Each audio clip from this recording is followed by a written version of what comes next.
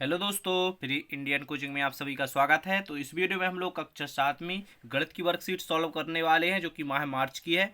तो मार्च की वर्कशीट आ चुकी है आपकी कक्षा 7वीं वालों की। तो चलिए स्टार्ट करते हैं। तो प्रश्न क्रमांक 1 से सभी प्रश्न देखते हैं। तो देखिए, प्रश्न क्रमांक 1 में सही विकल्प दिए गए हैं। तो जिसमें से फर्स्ट सही विकल्प दिया गया है कि 8 घंटे एक दिन का कौन सा भाग होता है। तो बी नंबर का आप आंसर 1/3 सही लगा दीजिए। इसके बाद में सेकंड दिया गया है, दी गई आकृति में एक्स का मान बताना है। तो यहाँ पर आकृति दी गई है, एक्स का मान 100 हो जाएगा। आप सी नंबर का आंसर लगा दीजिए। इसके बाद में थर्ड नंबर का देख लीजिए, संख्या 17 को दर्शाने वाले मिलान चिन्ह बताना है। तो यहाँ पर डी नंबर का इसका परफेक्ट आंसर हो जाएगा। ठीक है, तो आप डी नंबर का इसका आंसर लगा दीजिए। ठीक है, तो डी नंबर का इसका आंसर परफेक्ट हो जाएगा।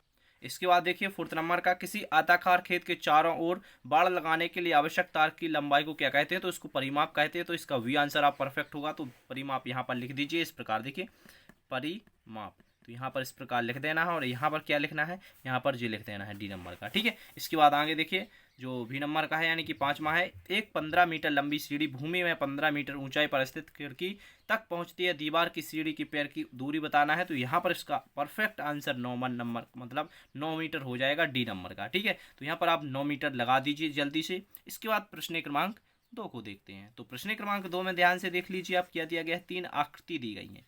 अब बताइए, दो छायांकित भाग मिलाकर वृत्त के कितने भाग को निरूपित करेगा। तो यहाँ पर देखिए, एक छायांकित भाग और एक छायांकित भाग, दो छायांकित भाग दिए गए हैं।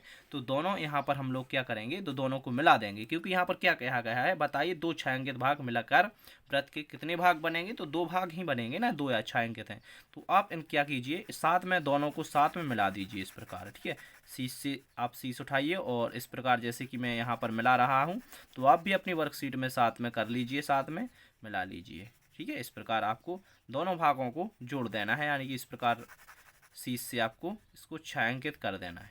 ठीक है, तो आप कर लोगे ना, तो इस प्रकार, और यहाँ पर इसका आंसर 2 लिख देना है कि 2 भाग। ठीक है, इसके बाद दूसरे नंबर का देख लीजिए। दूसरे नंबर में क्या दिया गया है, और यहाँ पर दिया गया है, एक विद्यार्थी 3 क्रमागत दिनों में क्रमशः 4 घंटे, 5 घंटे, 3 घंटे पढ़ता है। तो उसके प्रतिदिन पढ़ने का औसत बताना है। यहाँ पर तो औसत समय 4 घंटा हो जाएगा। ठीक है, तो इसका आप 4 घंटा औसत समय लिख दीजिएगा। इसके बाद तीसरे नंबर में दिया गया है, नीचे बनी आकृति का क्षेत्रफल बताना है। तो एक खाने का क्षेत्रफल 1 वर्ग इकाई है। तो 1 2 3 4 5 6 7 8 9 10 11 12 13 14 15 16 खाने का एक में गुणा कीजिए आप, क्योंकि एक खाने का 1 वर्ग इकाई है। तो इसी प्रकार 16 का कितना हो जाएगा, 16 वर्ग इकाई। तो यहाँ पर इसका आंसर क्या हो जाएगा, 16 वर्ग इकाई इसका आंसर लिख दीजिए।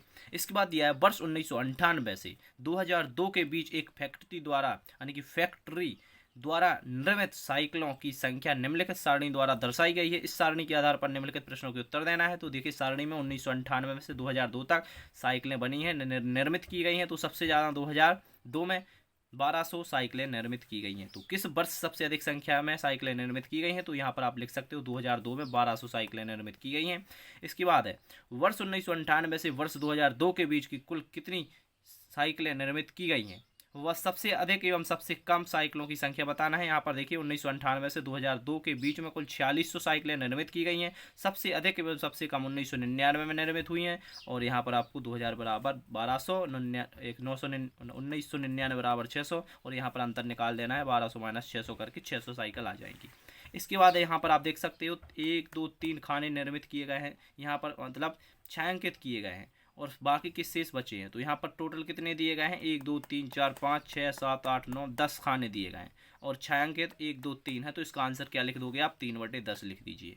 ठीक है, इसके बाद प्रश्न क्रमांक 3 को देख लीजिए। इसमें क्या दिया गया है, नीचे दिए गए प्रश्नों के उत्तर देना है। तो विद्या और प्रताप पिकनिक पर गए। उनकी माँ ने उन्हें 5 लीटर पानी वाला एक बोतल दी। विद्या ने कुल पानी 2/5 भाग उपयोग किया। शेष पानी बताइए। तो शेष पानी 2 लीटर होगा। और पानी की कुल मात्रा का कितना भाग प्रताप ने पिया। तो 3/5 भाग इसका आंसर हो जाएगा। इसके बाद दूसरे नंबर का देख लीजिए। यहाँ पर प्रश्न क्रमांक 3 का, 4.5 सेंटीमीटर लंबा एक रेखा खंड खींचिए। तो सबसे पहले हम क्या करेंगे, यहाँ पर आप भी शीश उठा लीजिए या फिर पेन से भी खींच सकते हो। तो यहाँ पर आपको सबसे पहले क्या करना है, स्केल ले लेना है। ठीक है, इस प्रकार आपको एक स्केल रखना है, और यहाँ पर आपको स्केल लेकर देखिए इस प्रकार स्केल लेना है। इसके बाद आपको एक शीश लेना है और 4.5 सेंटीमीटर का यहाँ पर रेखाखंड खींचेंगे। तो देखिए यहाँ पर 1 2 3 4 और 0.5, देखिए यहाँ से हम लोग क्या करेंगे, एक रेखाखंड यहाँ पर खींच देंगे।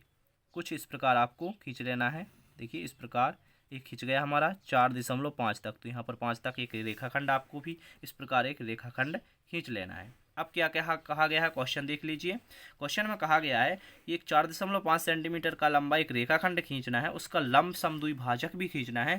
तो यहाँ पर आप एक लंब समद्विभाजक आने को इसको डिवाइड करने वाला, तो यहाँ पर आप बीचों बीच में एक लंब समद्विभाजक इस प्रकार खींच देंगे।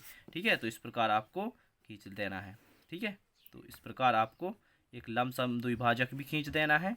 और यहाँ पर इसका नाम भी आप दे सकते हो, इसका x दे देते हैं, इसका x1 दे देते हैं और इसका p और q दे देते हैं। तो इस प्रकार आप एक रेखाखंड खींच लीजिए। ठीक है, इसके बाद यहाँ पर आपको अतः करके लिख देना है कि x1 एक रेखाखंड है जिसमें p q एक लंब समद्विभाजक खींचा गया है। तो इस भाषा को आप लिख दीजिए यहाँ पर। ठीक है, इसके बाद प्रश्न क्रमांक 4 को देख लीजिए। प्रश्न क्रमांक 4 बहुत ही आसान है, जिसमें दिया गया है किसी स्कूल की एक विशेष कक्षा में दिए गए दंड आलेख को देखकर निम्नलिखित प्रश्नों के उत्तर दीजिए। पैमाना 1 इकाई बराबर, लंबाई बराबर 10 विद्यार्थी हैं। तो ये पैमाना दिया गया है। तो यहाँ पर आप आकृति देख सकते हो, यानी कि यहाँ पर देखिए XY2 एक्सिस पर कुछ आंकड़े दिए गए हैं। तो प्रश्न पहला है कि आलेख का पैमाना, तो यहाँ पर दिया गया था आलेख का पैमाना, इसको लिख दीजिए।